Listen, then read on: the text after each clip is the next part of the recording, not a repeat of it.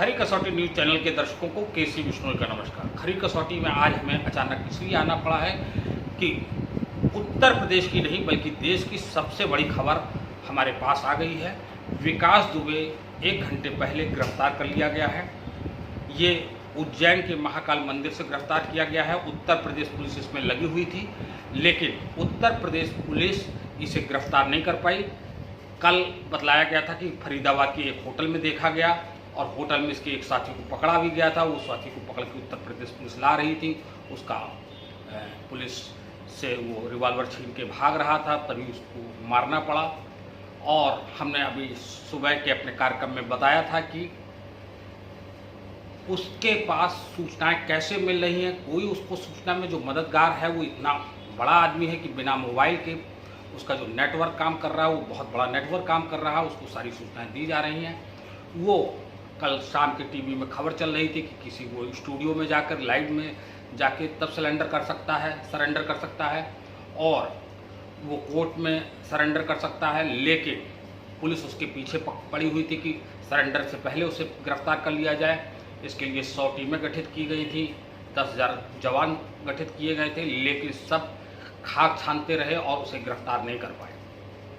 कल सेक्टर 16 में भी देखा गया था, लेकिन उसके बाद भी गिरफ्तार नहीं कर पाए। हमने कहा कि एक कानपुर से निकलकर फरीदाबाद कैसे वो पहुंच गया, ये बड़ा प्रश्न है।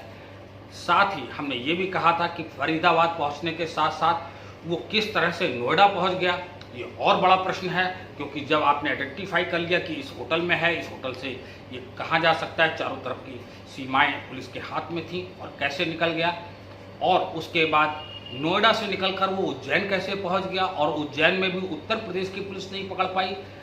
क्यों नहीं पकड़ पाई? इवन वहाँ के जो मंदिर के सुरक्षाकर्मी थे उनको शक हुआ और उन्होंने पूछताछ की, और पूछताछ में उसने अपना नाम असली विकास दुबे बताया। कहते हैं कि महाकाल में जो दर्शन करने जाता है उसकी अकाल मृत्यु नहीं होती है, और उसे अपनी अकाल मृत्यु का डर था, शायद इसलिए वो महाकाल दर्शन करने गया, और शायद दर्शन उसने पूरे कर लिए और उसके बाद वो खुद सरेंडर होना चाहा, तब वो पकड़ा गया है।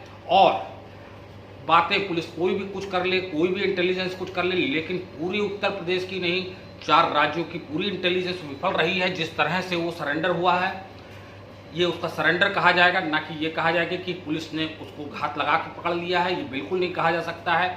ये बड़ी खबर है। उत्तर प्रदेश पुलिस के मुंह पर ये एक हिसाब से प्रश्न चिन्ह है कि उसको कौन लोग संरक्षण दिए थे, वो कैसे उत्तर प्रदेश से निकलकर फरीदाबाद पहुंचा, फरीदाबाद से फिर उत्तर प्रदेश में आया, और उत्तर प्रदेश से निकल के उज्जैन तक कैसे गया। ये बड़ी बात है। आप इस बात पर हम आपको पल पल की खबर देते हैं, क्योंकि हमारा कार्यक्रम शाम के आता है। आज ये इतना बड़ा मुद्दा था। अभी जो इसके 21 साथी हैं, जिसमें 5 साथी मार दिए गए हैं और 2 साथी गिरफ्तार हैं, 7 लोग। इसका मतलब अभी जो बचे हैं वो आपके पास 13 लोग और बचे हैं, और एक ये मिला के 21 लोग नामदर्ज थे। तो 13 लोगों को पकड़ना पुलिस के लिए चैलेंज है, चुनौती है, और ये चैलेंज और चुनौती पुलिस को स्वीकार करनी पड़ेगी। और पुलिस को ये भी स्वीकार करना पड़ेगा कि उसका तंत्र कमज़ोर है, क्योंकि लोकल इंटेलिजेंस का काम होता है कि पल पल की खबरें देना, कौन कहाँ हो सकता है, कहाँ नहीं हो सकता है। पुलिस इस बात का भी पता नहीं लगा पाई कहाँ कहाँ जा सकता है, कहाँ नहीं जा सकता है, और किस तरह से वो फरीदाबाद के होटल से निकलकर नोएडा जाता है। नोएडा में फिल्म सिटी के चक्कर काटता है, वहाँ पुलिस का पहरा देखता है, और वहाँ से फिर वो उज्जैन चला जाता है।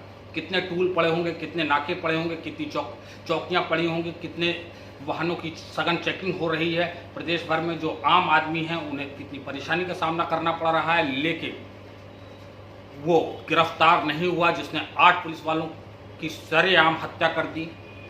और वो गिरफ्तार अगर हुआ, जैसे गिरफ्तारी पुलिस दिखला रही है, वो बेसिकली सरेंडर हुआ है। महाकाल का आशीर्वाद उसने प्राप्त किया है, जिससे उसका इनकाउंटर नहीं हुआ और वो बच गया है। अब देखना ये होगा कि कानून के शिकंजे से हमारी न्यायपालिका क्या उसको कोई ऐसा तो नहीं है कि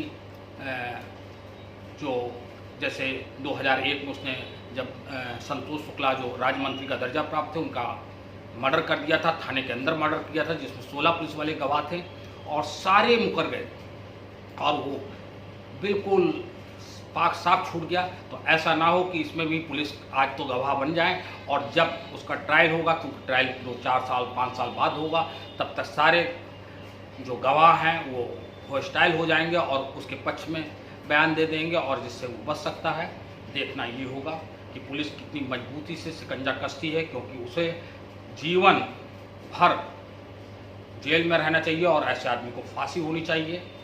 इन्हीं शब्दों के साथ हम लेते हैं विदा। बाकी हम अपने कार्यक्रम शाम के आपको विस्तृत इसका दिखलाएंगे। तब तक के लिए लेते हैं विदा। नमस्कार।